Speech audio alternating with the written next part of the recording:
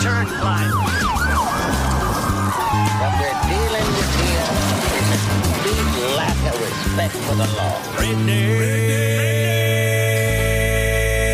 Matinee.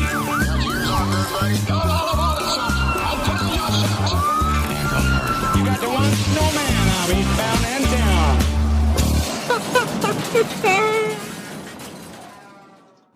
When was the last time you stood up and applauded a movie?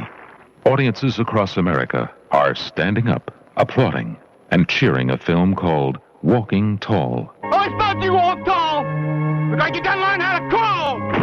You let them do this to me and get away with it, and you'll give me a eternal right to do the same damn thing to any one of you. Walking Tall. It's a deeply moving contemporary film based on the true story of a young man who wouldn't surrender to the system and the girl who always stood beside him. You gambled your life. And no one has come to say thank you. Maybe nobody really does give a damn. It's the picture your neighbors are talking about. It has been called the best American movie of the year. Join the audiences applauding Walking Tall, rated R. It actually happened to Tennessee Sheriff Buford Pusser. To the people of Nashville, I believe this newspaper ad for Walking Tall didn't tell all that you should know about this astounding motion picture. While it is a true story and the most powerful film I've ever seen, it is also the most violent film I've ever seen. Jackie, this is from June 29th, 1973. Yep. In the Nashville, Tennessean. Yeah. The violence, however, is there because it actually happened to one of our Tennessee sheriffs, Buford Pusser, whom you probably read about, and who almost single-handedly wiped out crime and corruption in western Tennessee. I mean, is that true? Did he go up to Milan? I mean, it's pretty much just right there. Right there, yeah, on the border. Yeah, pretty much. Yeah. Because he couldn't be bought, they tried to kill him.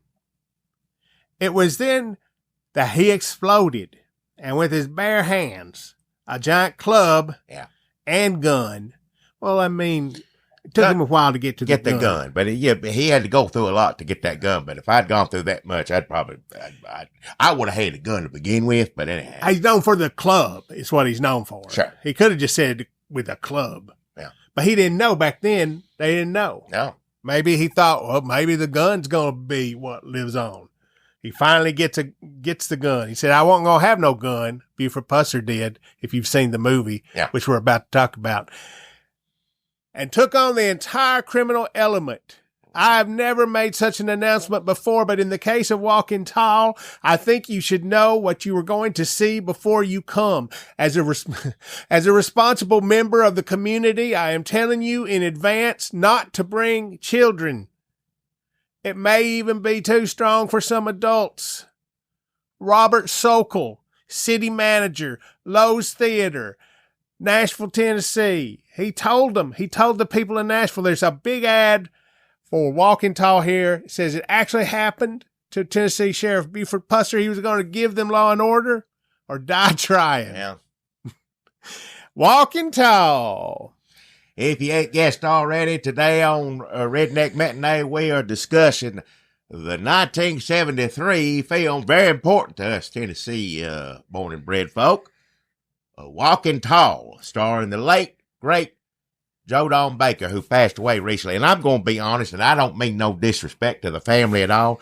I thought he was already dead a long time ago. And I don't mean no disrespect. He retired because he ain't been in movies in a long time. So I guess that's just, but he's one of those people that I thought he died a long time ago when I heard it. But God rest his soul. He gave us many great movies. Probably what he's best known for is a movie we're discussing today, although he did many other things. Walking Tall, yeah. And you said, did he really do this? Did he really do that? We ain't gonna waste time discussing what's real in the movie and what's not. It's very loosely based, it being that it was made in Hollywood. I'm gonna go ahead and say right now, more than likely, 95% of it's bull hockey. They took a man who I think was mythologizing from the get. Yeah. They Hollywood. Well, I mean, they made it over there in West Tennessee. I don't think they made it in McNairy County because they said, no, this will make us look like a bunch of buffoons that one man with a stick can beat the hell out of and crime. Sure. And they said no. So they had to go like next county up. But people who saw it from McNairy County, they didn't like that. They said, that's too far. They said, I didn't recognize none of that. I wish they filmed it here. I'm not real familiar with McNairy County, but when you look at it, I mean, I know of it, but I ain't spending too much time visiting there. But if you look at the movie and you're from Tennessee, it feels like home, especially if you're from that era, that time that we was alive. It feels like Tennessee for sure. How old do you think I am? Huh? How old do you think I am? I'm old enough to remember, things in the... Now, the movie takes place in the 60s, I think, but it come out in 1973. But it still feel like... I think he was from the 60s. Yeah. His story, the Buford Pusser story, was a real story that is probably also a lot of bull hockey. Yeah. And that all happened in the 60s. And then they made the movie in 1973. But I feel like the movie takes place in 1973, 1972 when they shot it. They mentioned the civil rights movement, things such as that nature, which we'll get into later. So it's either late 60s or early 70s. This is what it feels like. But I didn't pay attention to the makes of the cars or anything. It may very well take place in the early 70s. Could be. Yeah, I don't think they hauled a bunch of,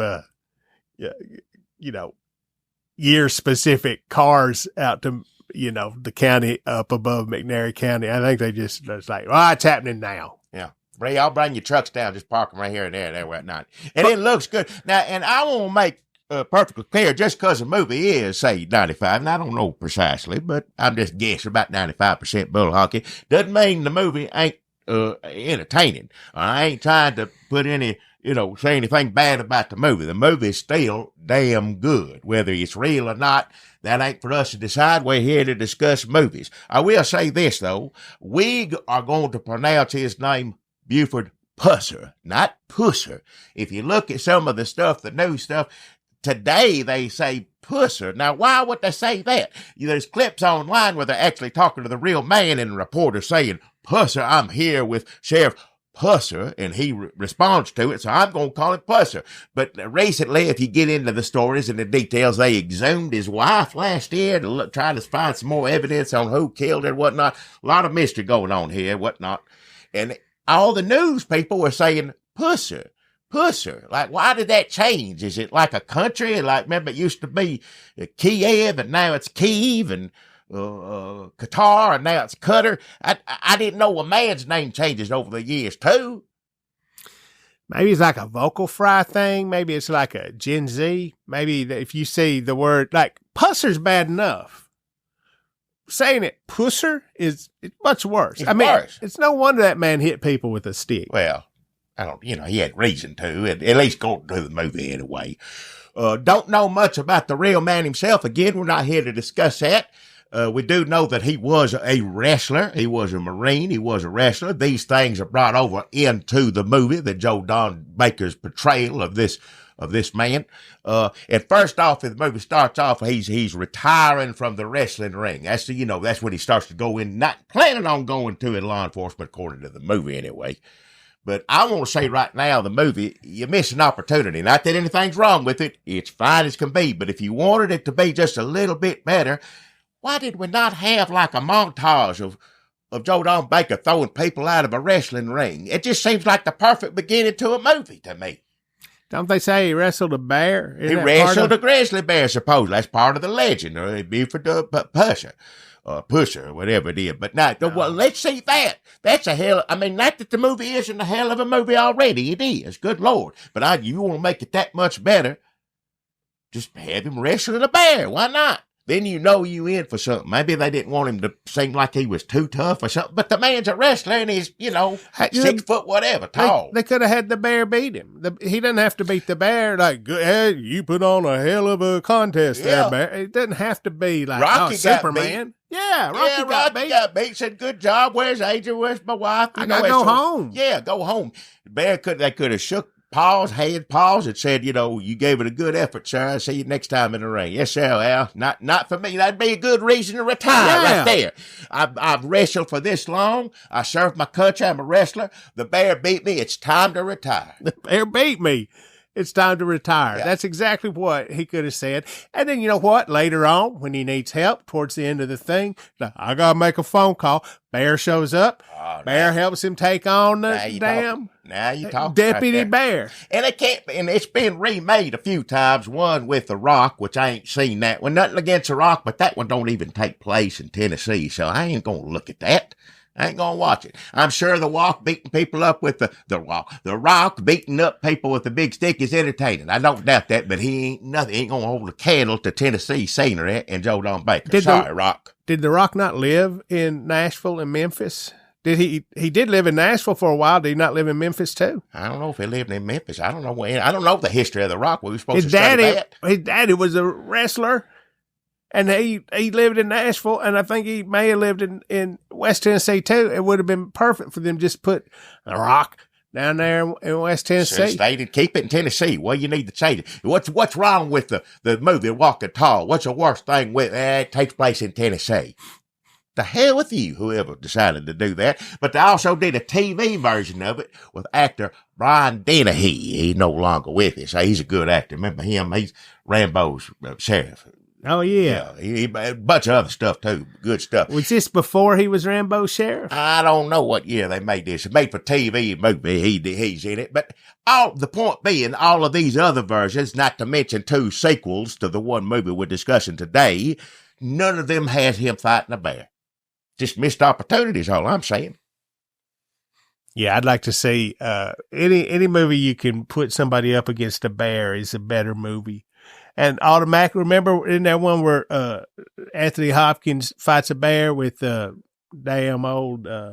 That's the bear. That's the name of it, isn't it? I think it's The Edge. The Edge. No, there's another movie called The Bear that's just a bear. That's just a bear. Nobody wrestles it. It just follows the bear around. See, they keep making these movies and they're not giving people what they want. Yeah. The Edge. That's what, they kill a bear in that, or fight it, or I don't remember who wins or something. It's been years since Alec Baldwin. Yeah. Well, let's not talk about The Edge. We're here to talk Alec Baldwin. Who? Or Alec Baldwin. Who is it? Alec Baldwin. Oh, yeah. Yeah, we ain't going to talk about Alec Baldwin any more than he's already been talked about on his reality TV show and in court. Yeah. That's I had my feeling, Alec Baldwin. We're talking about Walking Tall. That's right. Stars a late great Joe Don Baker.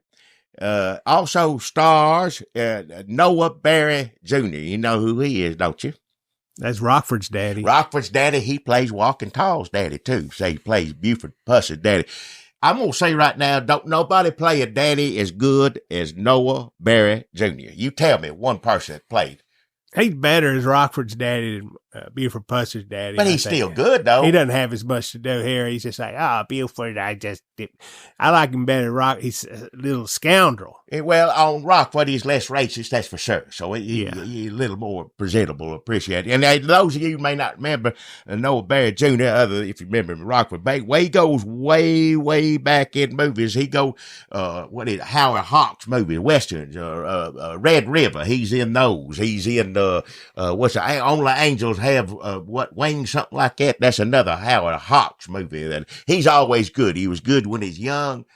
He's good when he's old, and he's fine in Walking Tall. He's pretty good. It's good to see him. You're like, oh, yeah, this movie's good because he's in it. Yeah. But then you're like, well, I wish he did. There's just a little bit in this movie where you're like, well, where's the bear? Or like, well, I wish they'd let him, steal food from Buford or, be like, oh, you got a phone call. I forgot to write it down, like on Rockford Files. Sure. But instead, he's just like an upstanding citizen, except for the racist part. Well, there's a little bit of that. Not a whole lot, but a little bit. There's a part where Buford Pusser's black friend, Obra, played by Felton Perry. Actor Felton Perry, may know him from RoboCop. He shows up and Joe Don Baker's like, well, what's the matter? Hey, Daddy, won't let give him a job? He's like, I don't know. What do you say? I think he calls him a boy. Yeah, something. Not great. But then he's like, they always want they're putting it in your face. They want this and that, their rights. And this is an important part about Walking Tall, 1973 movie come out. His entire motivation seems inspired by the civil rights movement. He gets to talking with his friend, Obra, who eventually becomes a black deputy. Well, he black, either way, whatever he does. You know, he is what he is. But he gets a job later as a deputy. But the entire movie, like, what you need to do is organize. You need to do this and that. And they, you know, they have a little discussion there. And that's kind of what sets the movie version of Buford Pusser off on his, you know, life journey, so to speak, whatnot. Of course, later on, he may be inspired by the civil rights, but unfortunately, later on, he uses the N-word a little bit, which, you know. Well, I mean, I think that's par for the course for social justice movements co-opted by white people. They take over, use it, like condescend to the black people, and then eventually use the N-word. Yeah. Well, a little bit of that in this, It's funny, like him... Racist, even back in 1973, didn't think they were racist or pretending like they were. You know, it's just because I don't like them up in your business with the rights. Yeah. At least movies here now, and they may not have done it in a way that seems presentable to today's, but you want to give it credit for trying. Even if it tries in a backwards way, even if it tries in a way that makes you feel uncomfortable, not quite contemporary, not quite woke or whatever the hell you think movies are all these days, whatever. But at least they're going out of their way to address it. Usually, the movies like that tried to, you know, this is going on. They're at the film. There's the places that Buford goes after, and there's, you know, there's the socializing place for all the white rednecks, and then there's the socializing places where all the black people go from town. Which I'm going to say, judging by looking at the movie, the place where the black people go is a lot better place. The vibes are just a lot better. A lot better. Just the music's better. Music's better. Although the music's good all the way through, but the music is better. They got a band, live band. Yeah, people seem to be enjoying themselves there a little just bit very more. quiet. Yeah. It's just like chill. It's just very chill. Everything's going on great till a racist comes in and tries to, you know, raise hell, which of course. Who does apologize later. Again, that's kind of weird. That's a little weird. You would think, you know, not sure, should we forgive him for doing all that? I guess if he apologizes, that's something. That's more you're going to get today's movies. So, well, I think they have him apologize to prove Buford Pusser right, because Buford Pusser sends Obra over there. What's he doing? Is he just like... Well, he's in there and they're harassing him and making fun of him because they feel like a white men can mess with the black deputy and all this. He said, well, they're doing this and this. And he calls said, you're the damn Pusser deputy. Pusser tells him, you take care of it.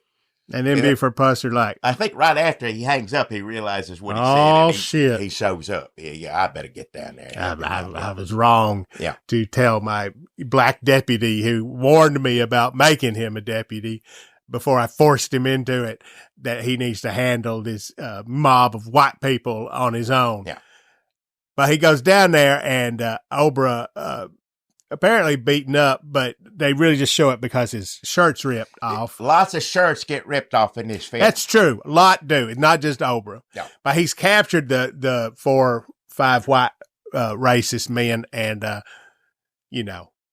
Is that when he gets mad at Buford and Buford says, hey, don't forget your place? He doesn't say that, but that's kind of more or less what he says. More or less. Yeah. But then the white man comes, is a character actor, famous character actor. You've probably seen him on a bunch of like late 60s sitcoms. He comes over, he's like, hey, I'm sorry. A lot of people have like, there's a lot of authentic Southern accents in this. And then there's some people who are just like, sound like they just were on My Three Sons. Takes out just a little bit. He goes, I'm sorry. I didn't mean. Had too much to drink. Yeah. You know how it is when I get to drinking. I get real racist. Racist as can be. It's only when I drink and I apologize. I'm sorry. Yeah.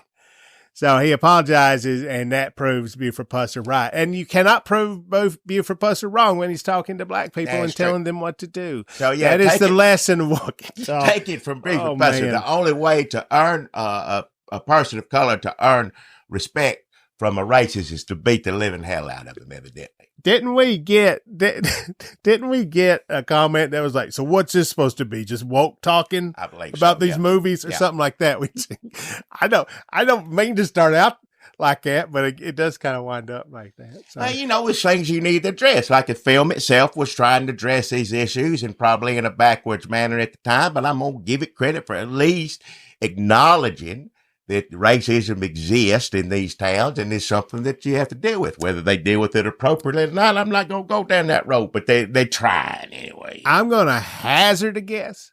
I ain't researched this. Yeah. I do not think Buford Pusser had a black deputy in 1968. Probably not. I think that was added. I'm pretty sure that's bull. But again, you're trying to do it for a reason. Again, you could say, well, it's an exploitation movie, which some people consider it being and whatnot. We need to put someone of color in it to get some of that audience, perhaps. Maybe that was the reasoning behind it, or the writer felt, because like you said, I'm pretty sure the real Buford Pusser was not Pusser was not inspired by the civil rights movement in the 60s. I just don't think that was probably the case. Yeah, I wish you just wouldn't say the Pusser. Well, just what they call him, the news people call him. I don't know what the hell they're doing. Well, he comes home, and there's something to say about it, when he comes home, the woman that plays his wife, that's the actress Elizabeth Harman. Now, some of you may be familiar with her. From a movie, she was nominated for an Academy Award for A Patch of Blue with Sidney Poitier. She went on to do something. Remember the Beguiled? That's old Clint Eastwood, where he cut his leg off several women. What? She's in that one. Yeah. Who cuts it off? These women do. And then what's he do?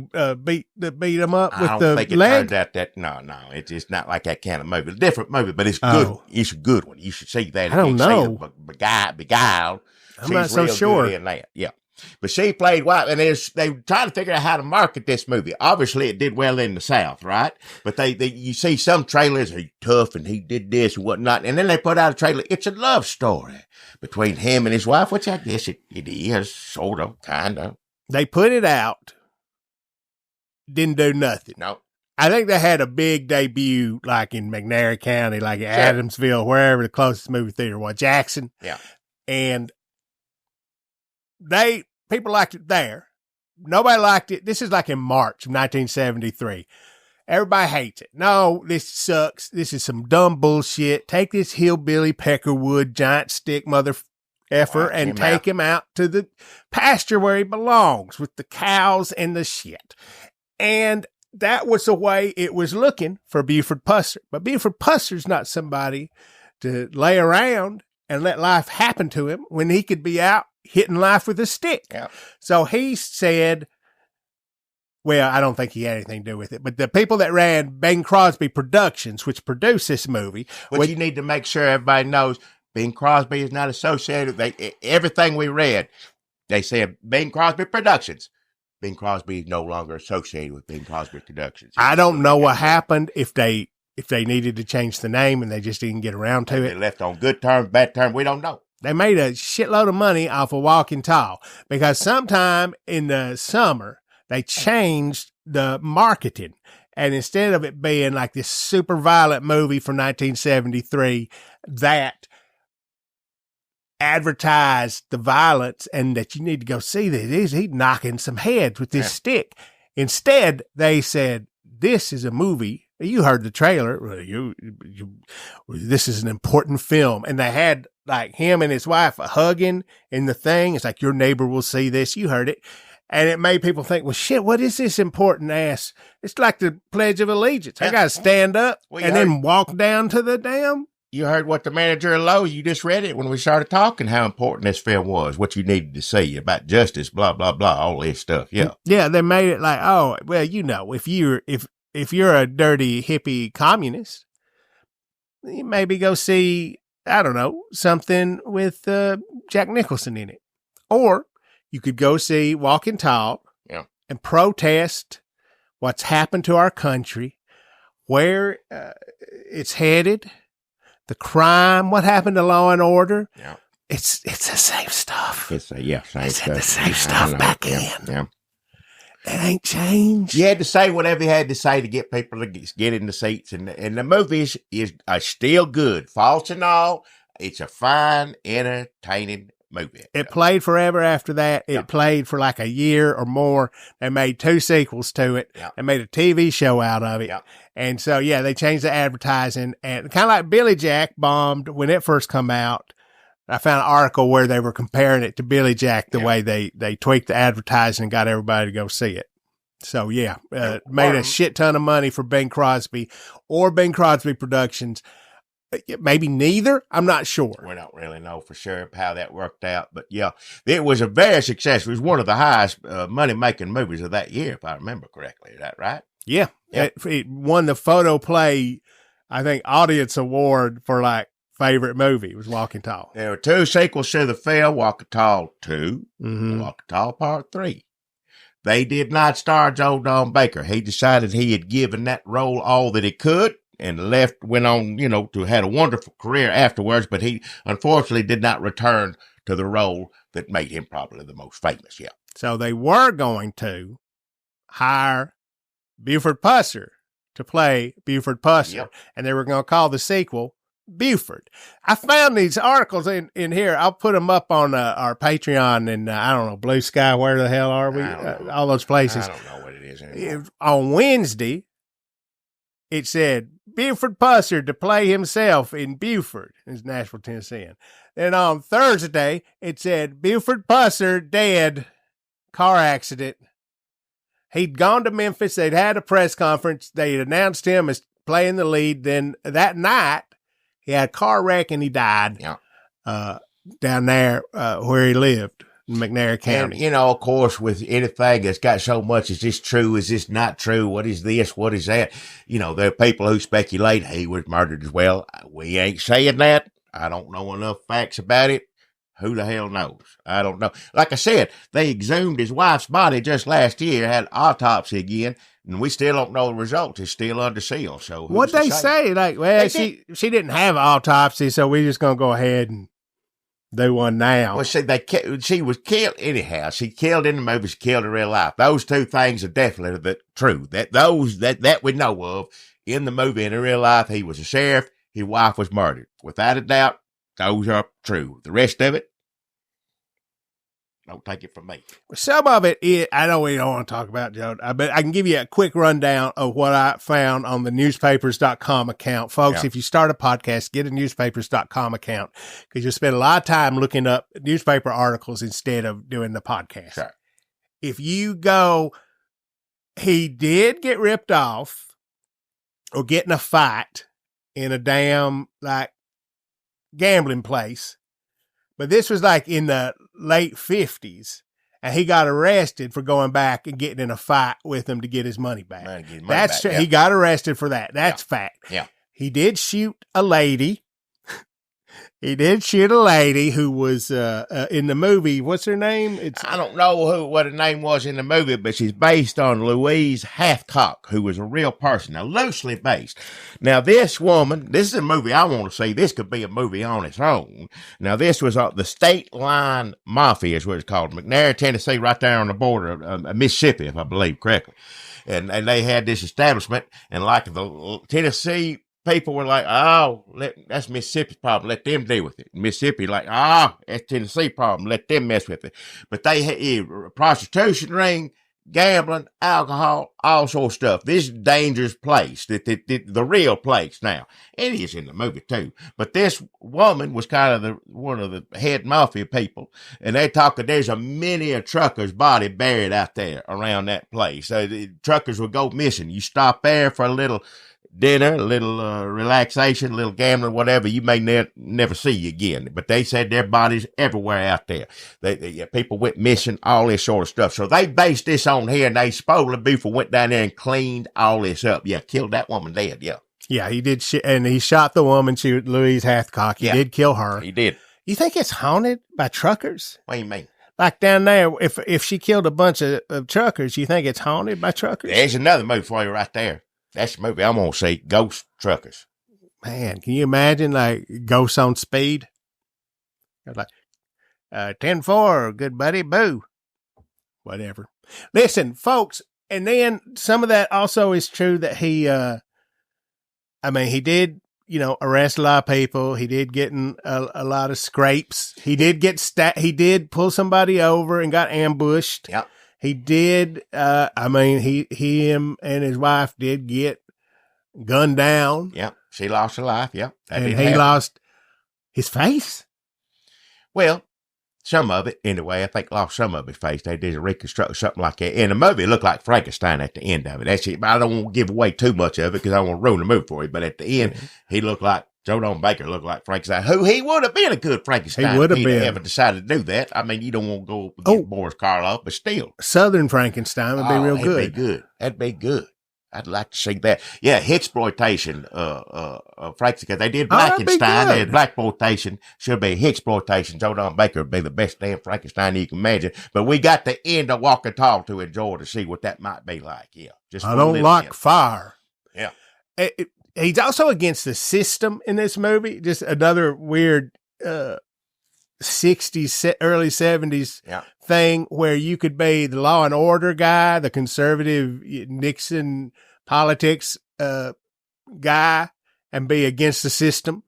And you could also be the hippie against the system. If you just say, Joe Don Baker says it like 3 or 4 times, I don't like the system.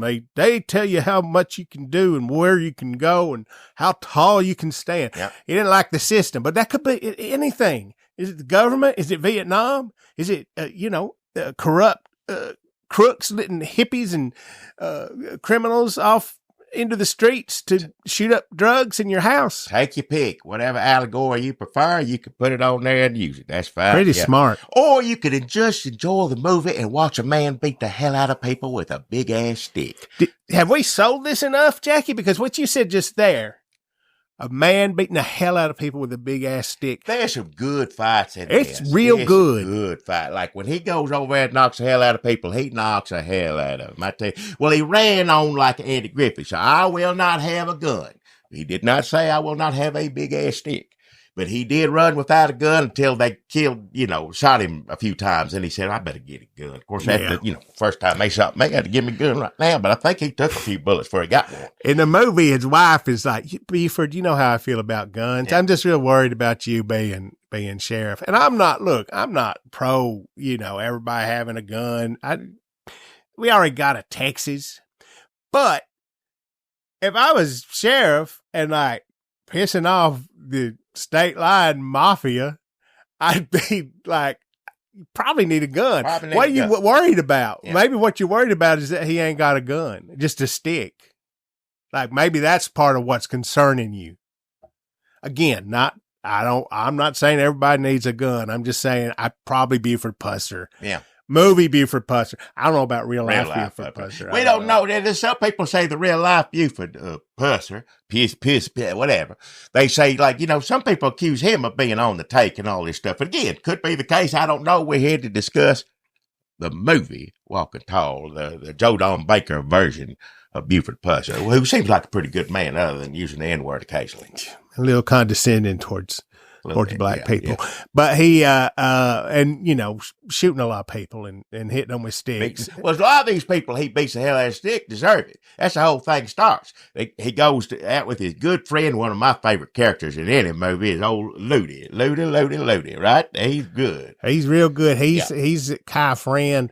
I'd like to play Ludi in a movie someday, the Ludi story. He'd be a good Ludi. Get somebody out there making movie right apart like Ludi and hire him. He'd be good in it. He comes in the old Buford, we got to go down here. We got all kinds of big city seeing here now. And he's just looking at asses and hookers. And even Buford had a hard time not looking. He's a good married man. He has his family and he got 2 kids and a wife he loves dearly. He's a good man, except for when he goes there, he can't help but like, what was that lady of the evening says, well, looking's for free. And he can't take his eyes off of, her front part. She got something you see on the front. Yeah, she's wearing right kind of a sheer. You just look right if you were a lady of the evening, you would. Yeah, well, and it turns he gets kind of a liking for her, she gets kind of a liking for him, and she ends up helping him out a lot of the times, like what do you call it? what do you, informant. That's what the policeman has, an informant. He lets him know when this happening, what's that's happening, something now. And there's a little bit of, what do you call it, tension, sexist tension? Is that how you refer to it? Yeah, because, you know, this Joe Don Baker is just like, he just looks like a giant baby.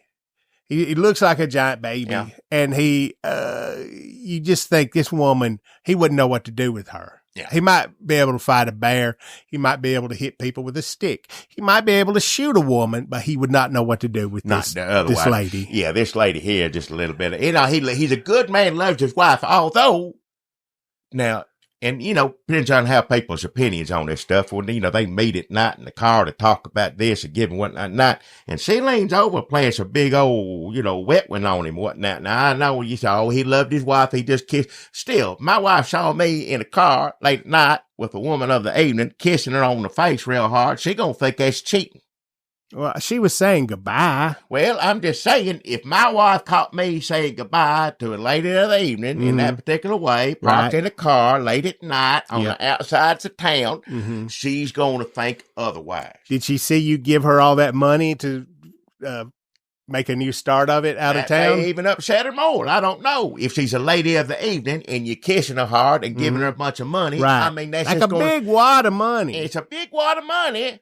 No spoilers. But, you know, just make you wonder, you know, what not. I get it.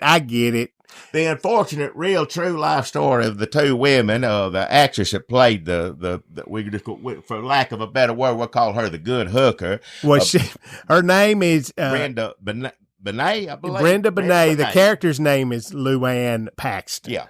And then the woman, the actress who played his wife, Elizabeth Harman. Both of these women, and I don't think this is any kind of curse of Joe Don Baker or Walker Tall in general, but both of the women took their own lives later on. It's a sad, tragic story on both ends. But just a weird kind of coincidence of the two women that the two female leads. Yeah, the two women, female leads. Yeah, they're no longer with us. Bless their hearts. Yeah.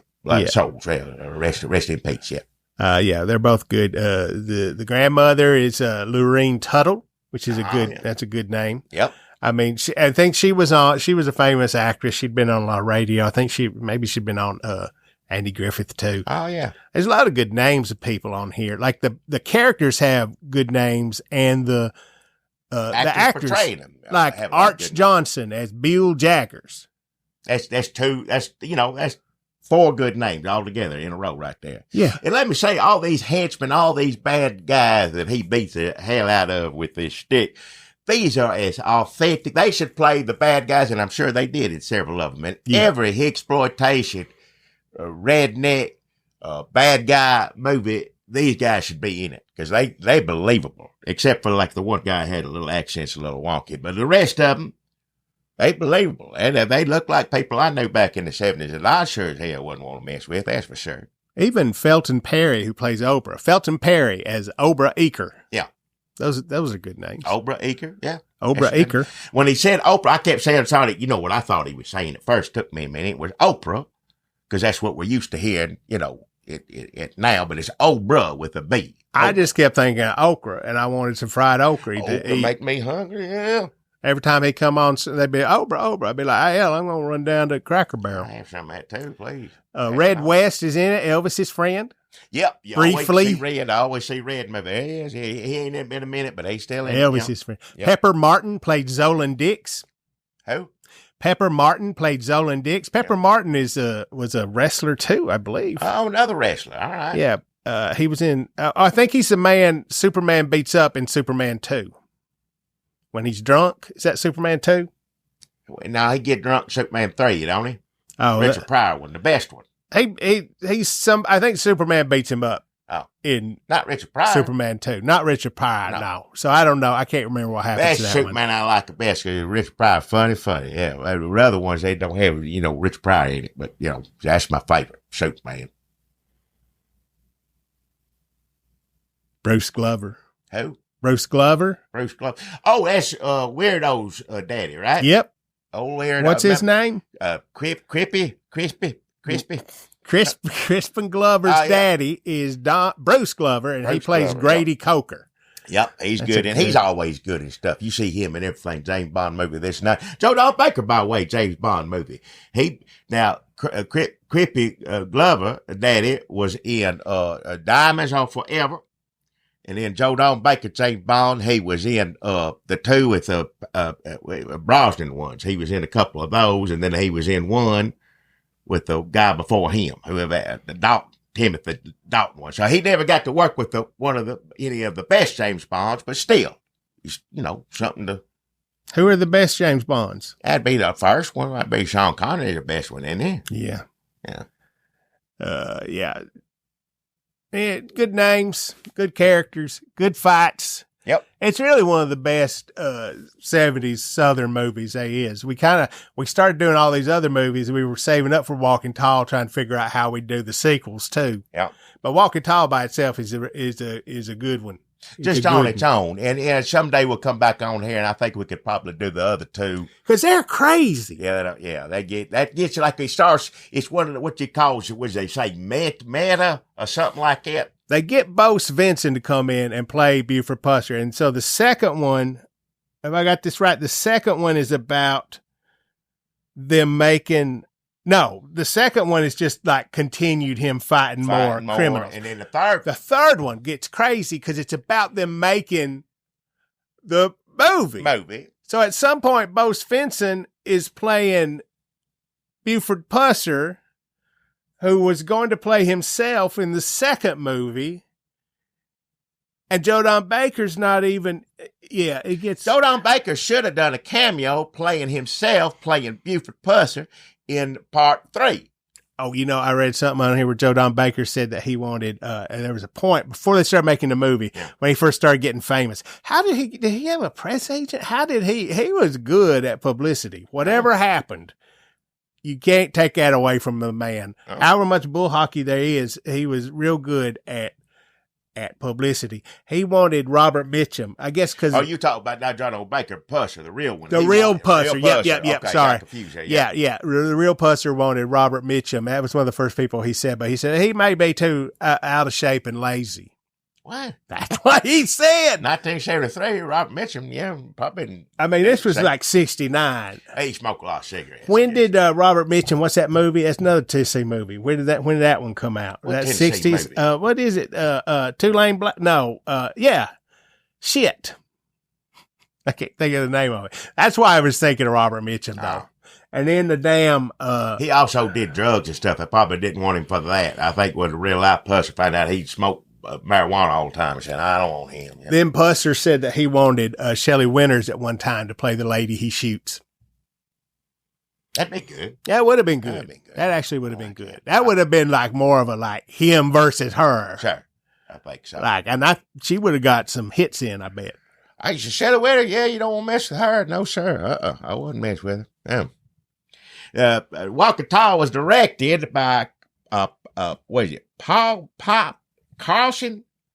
Yeah. What is it? Paul, right? Paul Karlson? Phil Karlson. Not Paul, Phil Karlson. Good Lord. He directed that movie. What's the other one he did with the rat in it? Ben. Remember that one? I never did see that. I saw. Wait, didn't Crispin Glover do a rat movie too? But that's a different. They were Ben and they're Willards. Oh. I don't know. I never seen either one of them. But yeah, Crispin did a remake of Willards later on. The Wrecking Crew, he directed that. I don't know, some of you may film old Dean Martin playing a spy or something like that, I think. Late great Sharon Tate was in that. Remember Charles Manson. Awful. Yeah, everybody knows Charles. I wasn't there for it. I wasn't either, but that's. I know you weren't in the desert, but you were alive. Well, I was alive. Okay, yeah. Charles Manson, he didn't do it, but sent his friends to do it or something. Well, I don't remember all of it. All that's how it worked out. But he also did a couple of film Noir, whatever, of Kansas City Confidential and the Scarface Mob. And some of these I need to look at. But he did a real good job on Walking Tall. I can't speak for those other films in particular. I think I may have seen The Wrecking Crew a long time ago, but it's Dean Martin being silly, what it does. You could have seen that on TV back then. I probably did. Yep, probably did. That was a good show. Yeah, I guess. Probably. What, the Dean Martin show or the movie? Yeah. Oh. Well, I mean, just him. I mean, the movie's good because it's just him from the Dean Martin show, but now he's James Bond. Yeah, sure. Just add that to it. Yeah, it's fine. That would have been good. That would have been good. I wish he was still around. Well, you can't keep everybody around. We lose good ones every day, just like old Joe Don Baker. God rest his soul. Yeah, that was a good job, Joe Don Baker. Yes. Now, everybody makes fun of you for Mitchell, but you know what? Deservedly so. But you know what? Cape Fear, he's real good in. He's real good. That's the second one, the remake one. He's real good in that. He's good private detective. Those James Bond, maybe we talked about, what's that one, Walter Matthau, what, Charlie Varick? Charlie Varick. Charlie Varick. Yeah, that's another good one. Joe Don Baker, just mean as hell in that one. He ain't crazy mean in that He's one. good. He's good. He would have been a good Frankenstein. I don't know who would have been. Who would have been a good Dr. Frankenstein. Redneck Frankenstein. I'm telling you what, they should have made it. Should have done it. I got a monster back here you ain't gonna believe. You ain't gonna believe this. Let that monster sheriff get out the way, because, oh, Lord, you don't want to mess with him. That's for sure. Yeah. Thunder Road, Robert Mitchum, Thunder Road. That's what I was thinking of. Late 50s, Thunder Road. Damn it. People are going to think, well, what in the hell are you talking about? I'm going to listen to you, and you don't even know Thunder Road? Well, you looked it up. We got to do Thunder Road on here. All right, I'll do it. If it's Tennessee movie, we'll do it. We got to do some more movies on here. We don't do movies near enough. We ain't done it in a long time. And if you like, listen to us talk about this one. Go back, can't watch us, but go back and listen to us talk about some of the old ones on old Redneck Matinee. We going to try to do some more of these. But yeah, you go back. Listen, I tell you what, you go back and listen to White Lightning. Was that what you were going to say? White Lightning and Gator, got them on there. We also got, remember Clint Eastwood monkey movie. Any which way but loose, any which way you can. Those are some real good ones. We got Convoy. Just go and type in Redneck Matinee. It'll come up. Red State Update, whatever. Listen, it'll be on there. Here we can wrap up where we began. All right. July 4th, 1973. Yep. Was White Lightning out at the same time as Walking Tall? It was a good movie, 1973, wasn't it? It was a good. What great choices you have. I'm going to the movie house. What are you going to see tonight? I got a choice between White Lightning and Walking Tall. I'm going to read you something. W movie. Both of them good as hell. I'm going to read you something from the Tennessean, July 4th, all right, 1973. Yep. I told you that Walking Tall was a good movie. Yeah. And now I promise those of you who liked Walking Tall that you'll also like White Lightning. A story about a southern county and a man who sets out to get the sheriff who killed his brother and who controls whiskey running and just about everything else in his county. It's got some fantastic car chases you're just not going to believe. Take my word and see this one. Rob Sokol. Who? Lowe's city manager, Lowe's movie theaters, Nashville, Tennessee. That one wasn't as passionate. He wasn't as passionate about it. He was like, you know what? I need to get on here and tell people to come see this one too. And he got on there and said, come see it. You won't believe it. It's car chases and all sorts of, man, it's good. You think he thought him putting in that extra work? Because usually theater managers didn't necessarily do write-ups in the newspaper, but you think obviously he thought that the first bring the people in. Yeah. How many more did he do? I don't know. Oh, man, I should look to see if there was more Rob Sokol. Before we wrap up here, I also will say, if you're planning on opening up a gambling facility or just a bar or just any kind of like a hangout establishment or something like that, make sure you watch Walking Tall to learn how to make it more structurally sound. Because there ain't a wall or a bar or a mirror or a window that someone don't get thrown through and bust the whole place up over and over again. So if you building a place that there may be the occasional skirmish in, or, some sort of somebody acting out physically or whatever like that, you want to build make sure they're structurally sound, because otherwise it's going to be, this place was a mess. How many times do they have to rebuild it? Okay, it's a spoiler alert, but at the end of the movie, he drives a car through one of the joints he's being beaten up. But he drives a car through it. At first you think, oh man, that's badass. He just drove that. But he knows that it's made out of like plywood and be easy. Why did the car stop, too? It just goes through the go right through Judging it. by the rest of the movie, he would have drove. He could have turned around and run back through it again. Because everything, before then, he takes that big stick to everything in there. There ain't nothing still standing. Certainly no people, but for half of the building tore up. So, yeah, if you thinking about going in a business like that, first off, don't break the law. Don't cheat on your gambling and all that stuff. Be on the up and up. But also, yeah. It's weird that this movie, also, I was just thinking about him busting these moonshine stills. Yeah. He comes in, he busts in, like, almost everything else, the moonshiners are the good guys. Good moonshiners. And this one, it messes with everything because he's the sheriff, but he ain't Boss Hogg, and he ain't damn one from James Bond, and he ain't the one from damn let's give credit Smokey the Bandit. Never did the Duke boys make up some moonshine that killed a bunch of people. That's true. They wouldn't have done that. He had to do this too. And the stuff he has to go through. Problematic as well, but they wouldn't have killed people with the moonshine. Sure. I don't think they would have done that. Yeah. In this movie, that's what sends him after him, is that right there. And, plus this is. But I think he's also, it's illegal because he's going after moonshiners through the whole thing, I think. But he gets mad when people die. He does. And when we say he's going up against the bad guys, he's also going up against, like you said, the system, because the system's in on it. All of the judge. You see this judge here that tried to put him in jail for a long time for them stealing his money, cutting him up, all this stuff. He said when he becomes sheriff, he still got to deal with this judge. And I tell you what, the funniest part of the whole movie is when he looks at it, he said, I'm going to figure out what laws mean. You wait, sheriff. You wait and say, I'm going to read this book. And sure enough, is when he finished reading all the law books, first thing he realizes, I can put you in the bathroom, judge. And that's what he does. He puts the judge. I'm moving your new office. Here it is. I get to do it. And we don't see the judge anymore, unfortunately, because I wanted to go back to see him have to work there in the bathroom. That's the last we see of him. He puts him in the bathroom, no more judge. But he's still the judge. The bathroom doesn't even have stalls. Like the toilets in there, there's like a urinal, like 2 or 3 toilets next to each other. They ain't even stalls. And that'd be a good separate thing on its own. Like if it was a show that had a spin-off or something like that, judge in the shitter. That'd be a good shitter judge or whatever like that, I sentence you, slam. I sentence you to flush. They can't get it out. Can't hear it over the flushing. Yeah.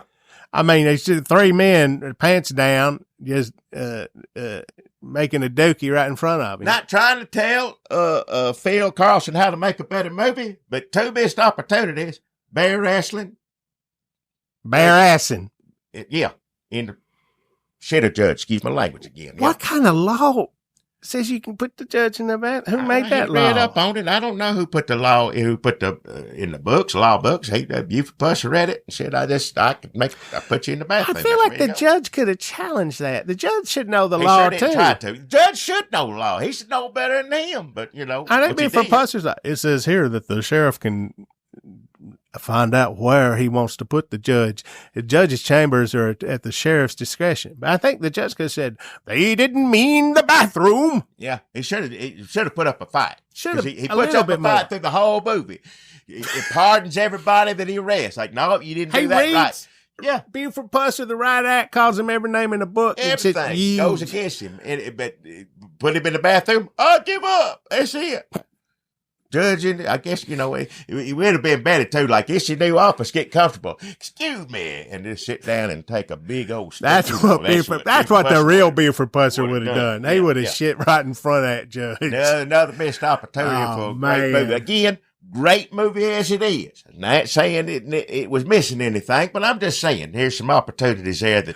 Maybe they had to cut this shitting out because it was really keeping people away. Maybe that was what they focused on originally. Trailer, Like, if you want to see shitting, Walking Tall is the movie for you. 1973's bullshitness. No, it shouldn't be that. No, it did say don't bring children to it, so I guess it could have added that. Hey, thank you kindly for listening to us here on Redneck Matinee. Whatever podcast place you're listening to this at, please give us a rating and a review. And if you want to hear us cuss at Trump, go over to listen to us on the Red State Update podcast. And if you really liked us, please go over to the Red State Update Patreon and give us a little jingle jangle. Thank you kindly.